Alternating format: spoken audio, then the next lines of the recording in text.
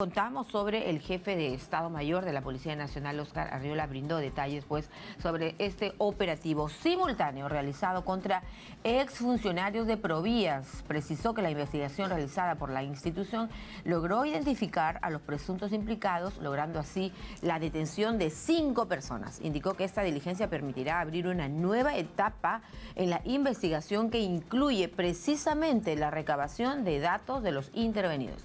Hay que resaltar que se trata del gobierno de Martín Vizcarra, ¿no? Estos funcionarios, y bueno, vamos a preguntarle a los expertos. En este caso, no sé si lo tenemos ya. En unos minutitos vamos a preguntarle al abogado Andy Carrión cuál es la implicancia de estas informaciones que le acabamos de comentar. Escuchemos al general Sanabria. La Policía Nacional del Perú, a través de la DIVIAG y el equipo especial de fiscales en la lucha contra la corrupción del poder, ha intervenido 16 inmuebles, 2 en Moquegua, 14 en Lima, y ha detenido a 5 personas, 3 de ellas exfuncionarios del Ministerio de Transportes y Comunicaciones. Y esto es el resultado también de un trabajo en la que se emplean todos los procedimientos especiales de investigación, como son las interceptaciones legales de los equipos de comunicación, de las comunicaciones, agentes especiales, colaborador, videovigilancias, declaraciones de testigos, muchos de ellos con identidad protegida. Esto tiene un doble inicio, digámoslo así, porque al empezar la investigación nuevamente con las personas detenidas, definitivamente esperamos otro tipo de resultados. Claro, bueno, a las 9:15 le mostramos de inmediato el comunicado del Ministerio de Transportes. No sé si lo tenemos ya en la pantalla para podérselo compartir y quizá algunos detalles del mismo, ¿no? El Ministerio de Transportes y Comunicaciones, ante las intervenciones realizadas por el equipo especial de fiscales contra la corrupción de poder, EFICOP, y la División de Investigación de Delitos de Alta Complejidad, la DIVIAG, la Policía Nacional del Perú, en la madrugada de hoy, las cuales vinculan a exfuncionarios de Provías Descentralizado, una unidad ejecutora del sector por presuntos actos de corrupción entre los años 2018 y 2020, informa la opinión pública. El ministro de Transportes y Comunicaciones rechaza tajantemente todo acto de corrupción que pudiera haberse generado en la institución, como por ejemplo los investigados, ¿no? Y exhorta a todos los funcionarios y colaboradores del sector a trabajar de forma honesta para erradicar a los malos servidores públicos que manchan el prestigio de la entidad. Es por ello que se dispone las dependencias involucradas en esas denuncias brinden las facilidades al equipo especial de fiscales contra la corrupción del poder, EFICOP, y la División de Investigación de Delitos de Alta Complejidad y DIVIAG de la Policía. ¿Para qué? Para el recojo, pues, de información que permite esclarecer los hechos en el tiempo que sea necesario. Además, el ministro de Transportes y Comunicaciones, ante estos hechos, declara a Provías Descentralizado en una reorganización integral. Esto quizás es algo sumamente saltante, ¿no? El ministro de Transportes y Comunicaciones, ante los hechos, declara a Provías Descentralizado en una reorganización integral. Finalmente, exhortamos a la ciudadanía a denunciar los actos de corrupción ante integridad-orientación@mtc.gov.pe. Bueno, entonces es un operativo en el que se da a conocer que funcionarios de Provías. Vamos a preguntarle de inmediato, mejor ya, a nuestro invitado, el abogado Andy Carrión, abogado penalista. Que gusto, doctor Carrión, nuevamente saludarlo para preguntarle cuál es la implicancia de estos funcionarios en estos presuntos delitos de qué, corrupción que ha habido acá, según lo que señalan las investigaciones en Provías Descentralizado del Ministerio de Transportes durante el gobierno de Martín Vizcarra. Muy buenos días, antes que nada, María de Jesús. Pues bien, tal como lo está señalando, el día de hoy nos hemos encontrado con la información no solamente de incautaciones y allanamientos, sino además con detenciones de funcionarios que habrían pertenecido al Ministerio de Transportes y Comunicaciones y también a Provías Descentralizado. La imputación que está realizando el equipo especial contra la corrupción del poder se basa en 3 delitos específicos. El primero de ellos es la existencia de una organización criminal que él habría liderado el expresidente Martín Vizcarra, conjuntamente con 2 exministros, así como con dirigentes y también miembros del Provías Descentralizado. También estaría en curso el delito de colusión, así como algunos otros delitos vinculados a la administración pública. Ahora bien, dentro de todo este marco de imputación también se debe de señalar de que, si bien es cierto, hemos apreciado todas estas diligencias que viene realizando al día de hoy en la Fiscalía, no se ha tomado alguna acción en contra de Martín Vizcarra ni tampoco de los dos exministros. Y eso tiene una explicación concreta, y es el hecho de que contra ellos, al haber sido altos funcionarios del gobierno, pues debe de realizarse la investigación a través de la Fiscalía de la Nación. Es por ello que todavía no hemos apreciado alguna diligencia, algún allanamiento, incautación o incluso, por ejemplo, el pedido de impedimento de salida del país, porque todavía la Fiscalía no ha ventilado una investigación en contra de los mencionados. Claro. Ahora, en algunas ocasiones Carlos Revilla integraba o ingresaba, ¿no es cierto?, a Palacio de Gobierno con maletines de dinero para entregar a Martín Vizcarra presuntos sobornos por esas obras de Provías, que es un tema además que se ha dejado vertir en alguna radioemisora, pero que formarían parte también de las informaciones que han servido, digamos, como elementos. Esto constituiría elementos probatorios, por ejemplo, de esta presunta organización criminal, doctor Carrión, que una vez más, el Ministerio de Transportes. ¿Qué pasa con este ministerio en los distintos gobiernos?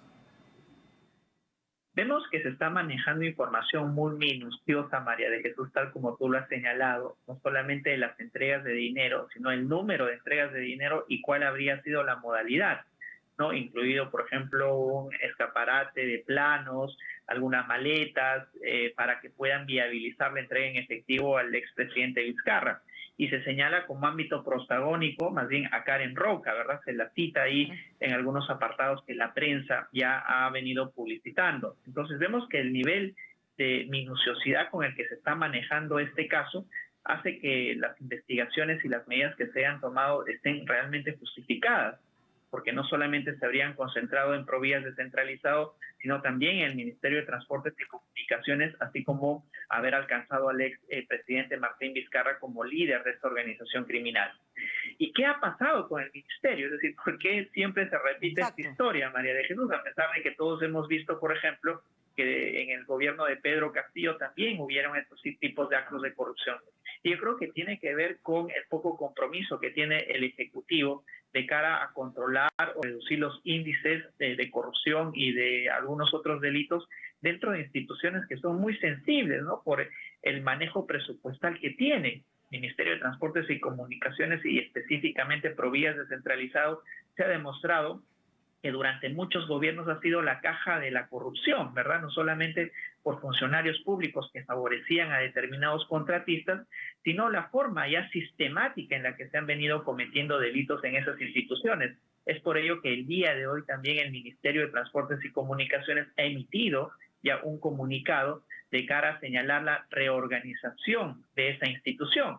Pero esa reorganización yo creo que se hubiera más bien tomado ni bien asumió la nueva presidenta de la República, porque era bien sabido por todos los actos de corrupción que se habían cometido en gobiernos anteriores. Eso es un poquito lo que es más que suspicaz, ¿no? La pregunta que uno se hace de ¿por qué demoró tanto también este tema en salir a la luz? Esto estamos hablando del gobierno de Martín Vizcarra, estamos hablando de año 2018-2020. Y además, ¿cuánto puede agravar la situación de Martín Vizcarra, precisamente dado que se trata de su gestión? Bueno, agrava completamente la situación jurídica de Martín Vizcarra, porque él ya tiene investigaciones a cuestas. Tiene investigaciones, por ejemplo, por el hospital en Moquegua, por también algunas otras obras que se realizó en la etapa en la que él era el gobernador regional, y también investigaciones en Lima respecto al ejercicio de su gobierno presidencial. Y este es uno de los casos, diría yo, más acabados que se tiene más bien en contra de Martín Vizcarra, porque no solamente se cuenta con una versión muy minuciosa de parte de un o de una colaboradora eficaz, sino que además durante todo este tiempo la Fiscalía ha desplegado actos de corroboración que nos ha llevado a que el juez ya admita, por ejemplo, allanamientos, incautaciones y también la detención de ciertos funcionarios públicos. Es que yo creo que esto sí agrava realmente la situación jurídica del expresidente Martín Vizcarra, porque esperemos también cuál va a ser la medida que va a tomar la Fiscalía de la Nación, porque esa investigación en contra del expresidente Vizcarra solo puede ser enmarcado dentro de una investigación en la Fiscalía de la Nación. En la Fiscalía de la Nación, en la instancia pertinente, ¿no? Bueno, lo que le mencioné antes del tema de los maletines, ¿no es cierto? Llevados, digamos, en Palacio de Gobierno en maletines que eran entregados directamente al expresidente Martín Vizcarra para luego ser dispuestos por sus familiares y demás allegados que estaban al servicio de la presunta organización criminal para la compra de bienes y pagos de obligaciones. Cabe mencionar que muchos de los funcionarios, incluso que se hacen referencia, se encuentran trabajando y operando en la actual administración, en el actual gobierno. Ahí tenemos el documento que forma parte de lo mencionado por el testigo en reserva. Testigo en reserva, incluso tiene una codificación, ¿no? Un número del 14 de septiembre del año 2023, quien ha precisado, entre otras cosas, lo que acabamos de comentar. Hechos que involucran una presunta organización criminal que se había gestado en el Ministerio de Transportes y Comunicaciones en el año 2018, cuando Martín Vizcarra accidentalmente subía a la presidencia de la República, copando puestos de la alta dirección en Provía descentralizado con funcionarios que eran de la ciudad de Moquegua, como el señor Carlos Revilla y otros. Y es por ello que se hacían llamar los moqueguanos y manejaban todas las obras de desarrollo, favoreciendo a empresas nacionales y extranjeras que se sometían a sus condiciones, ¿no? Estas empresas hacían pagos ilícitos por ganar la buena pro, firmar el contrato y ejecutar la obra, el cual como contraprestación se entregaba la suma de dinero a altos funcionarios de Provías descentralizado. Evidentemente, doctor Carrión, hablamos de la importancia que tiene la corroboración de lo que digan los testigos protegidos, ¿no es cierto?, o las personas que se acogen a la colaboración eficaz, de manera que si las autoridades están haciendo ya estas diligencias, se ha tenido que verificar cada cosa de la que se va mencionando. ¿Qué opina usted? Por supuesto, aquí si es que estamos hablando o bien de testigos protegidos o bien de colaboradores eficaces, existen dos etapas plenamente identificadas. Primero, la versión inicial que brinda el colaborador o el testigo a la fiscalía o a la policía, y la segunda, que es la más importante, que es la etapa de corroboración. Y es en esta etapa donde se despliegan muchos actos investigativos, porque también puede ser el caso de que algún colaborador, solo por el hecho de obtener algún tipo de beneficio, brinde información errada o falsa al Ministerio Público. Pero en este caso en específico, María de Jesús, tú has leído cuáles son los alcances de esta supuesta organización criminal que alcanzaría no solamente a beneficiar a ciertos empresarios para que se les facilite contrataciones públicas, sino la participación de ciertos allegados al círculo amical del expresidente, así como a familiares. Y también debemos de recordar que el expresidente Vizcarra viene de actividades empresariales que había ya desplegado previamente, incluso antes de ser gobernador en Moquegua, con lo que tiene mucho sentido ver cuál es la estrategia de la Fiscalía en la investigación respecto a esta organización criminal. Y en esta etapa de corroboración es precisamente la que se ha concentrado la Fiscalía.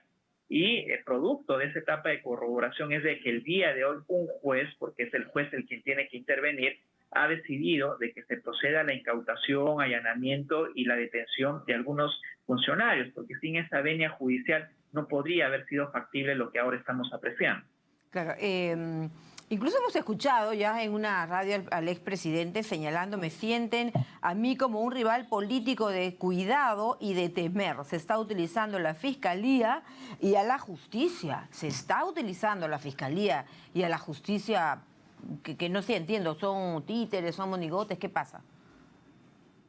Bueno, esa siempre es una alegación por parte de los políticos que son investigados, ¿verdad? Se señalan de que son los enemigos políticos los que estarían detrás de estas investigaciones, pero yo creo que para contrastar esa versión tendríamos que remitirnos a los documentos que hasta ahora está publicando la prensa, y vemos que ese nivel de rigurosidad, de actos de corroboración que se han desplegado, hacen pensar de que en efecto no se trataría de una venganza política, sino más bien de un trabajo minucioso que ha venido realizando la Fiscalía con la policía, que han llevado a identificar las estratagemas que se habrían formado cuando él era no solamente gobernador de Moquegua, sino, y esto es lo más grave, cuando era presidente de la República. Así es que yo creo que es simplemente un discurso para la tribuna, porque los hechos hablan por sí mismos.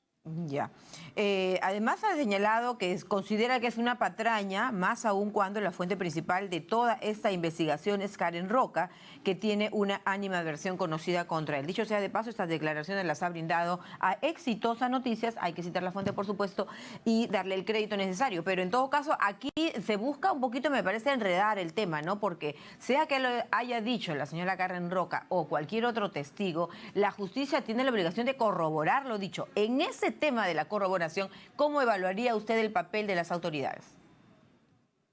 Yo creo que tenemos que volver al tema de la corroboración, porque puede, como señalé, cualquier persona brindar una información errada, falsa o por animadversión, una información a la fiscalía en contra de alguna persona, como por ejemplo contra el ex presidente Martín Vizcarra. Y es por eso que toma protagonismo la etapa de corroboración. Y es en esta etapa en la que la fiscalía se involucra de lleno, porque la fiscalía no puede aceptar o asumir únicamente una versión de parte de un colaborador o testigo.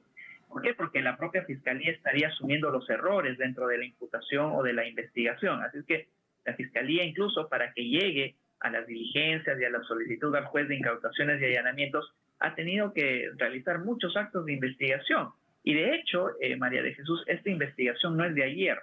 Es una investigación que ya tiene muchísimos meses por lo que se señala incluso en los documentos. Así que la etapa de corroboración yo creo que ha tomado tanto tiempo como para estar seguros de que en efecto las afirmaciones que ha ventilado Karen Roca tienen sustento probatorio. Claro que sí, es indispensable lo que usted decía. Nos ha hecho mucha importancia que usted haga, que remarque el papel de las autoridades en la etapa de corroboración, porque evidentemente se trata de una situación muy delicada para distintas personas, como por ejemplo ahora los integrantes de Provía. Le preguntaba por hacia qué escala podría llegar esto. ¿Acaso también al entonces ministro de Transportes de aquella época?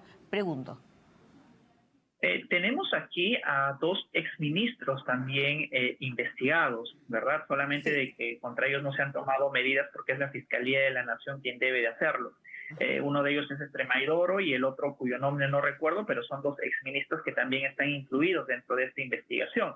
Y yo creo que no van a ser los únicos, porque si la Fiscalía parte de una supuesta organización criminal, tendrían también los involucrados señalar cuáles son los motivos que llevaron a tener ciertas coordinaciones, no solamente con los empresarios, sino también con otros funcionarios. Yo creo que estamos todavía en una etapa inicial de lo que se va descubriendo, y que en adelante tendríamos que veces que se incluyen también a otros ministros. Solo hago la consulta. ¿Habría asidero legal, por ejemplo, para una eventual detención preliminar o preventiva sobre Martín Vizcarra? Al ser el expresidente de la República y al tener la prerrogativa del antejuicio, pues lo que puede hacer ahora la Fiscalía, y eso ya se ha dicho incluso desde Pedro Castillo, recordaremos que la discusión era ¿se puede o no se puede investigar a Pedro Castillo? Ya la conclusión ha sido que sí se puede, y ahora la Fiscalía puede investigar incluso con mayor razón a un expresidente durante la investigación preliminar, que es la primera etapa. Pero en esta etapa lo más que puede solicitar es un impedimento de salida del país o en su defecto una detención preliminar que tiene un plazo máximo de duración de hasta 10 días. Pero para que pase a la siguiente etapa, es decir, a la investigación preparatoria, requiere el permiso del Congreso de la República. Y luego recién, cuando media esta autorización, puede la Fiscalía solicitar requerimientos como el de prisión preventiva, que al estar investigado una organización criminal podría incluso tener una duración de hasta 36 meses. Ahora, es una pena, digamos, ¿no? El tema de la corrupción, las presuntas investigaciones sobre delitos de distintos funcionarios. Y vuelvo al tema del Ministerio de Transportes, porque en el caso de Pedro Castillo también se está investigando diversas operaciones, digamos, en el Ministerio de Transportes. Será por lo jugoso de las obras, la envergadura de los presupuestos para obras de gran dimensión, digamos. ¿Qué es lo que pasa? El Ministerio de Transportes en algunas ocasiones también ha sido el Ministerio de Vivienda. ¿Qué es lo que pasa en la estructura del Estado con estos ministerios? Y eso es lo que me sorprende, María de Jesús, porque hasta el ciudadano de a pie tiene identificados cuáles son los focos de riesgo de corrupción. Y es por todo sabido que no solamente en el gobierno de Pedro Castillo, sino en gobiernos anteriores, el Ministerio de Transportes y Comunicaciones era la cereza del pastel de todos los que querían cometer actos de corrupción. Y lo sorprendente es de que más bien el Ejecutivo, desde el inicio de este nuevo Ejecutivo de asumir la presidencia, no haya tomado medidas preventivas. Por ejemplo, la presidencia Jania Pérez del Ministerio de Vivienda señaló de que habían identificado que hay incluso hasta el día de hoy funcionarios comprometidos con actos de corrupción, pero no habían tomado medidas concretas, es decir, cómo reorganizamos este ministerio de cara a reducir los índices delictivos. Y lo que tenemos es de que recién cuando la Fiscalía interviene a exfuncionarios, vemos el pronunciamiento el día de hoy del propio Ministerio de Transportes y Comunicaciones señalando de que va a proceder a reorganizar el ministerio y específicamente Provías descentralizados.